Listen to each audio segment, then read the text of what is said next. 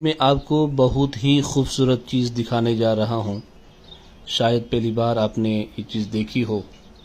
یہ دیکھیں، ازبکستان کے شہر بخارا میں دنیا کا واحد قرآنی مصحف جو دیواروں میں کندہ ہے۔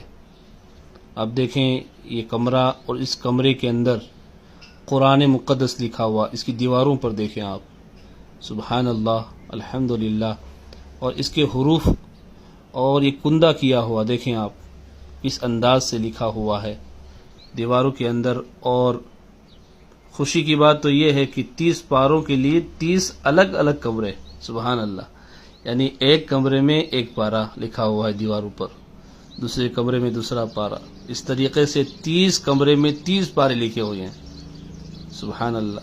یہ ان کے منہ پر تماچا ہے جو قرآن مقدس کو مٹانے کی کوشش میں لگے ہیں، اور ان کو ایسا لگتا ہے کہ اگر ہم قرآن کو جلا دیں گے یا آیت کو ریمو کر دیں گے تو قرآن مٹ جائے گا۔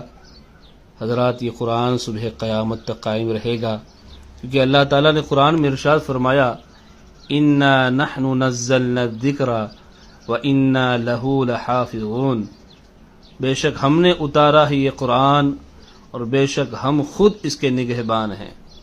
قرآن کو کتنی بھی کوشش کی جائے مٹانے کی، لیکن قرآن نہیں مٹے گا۔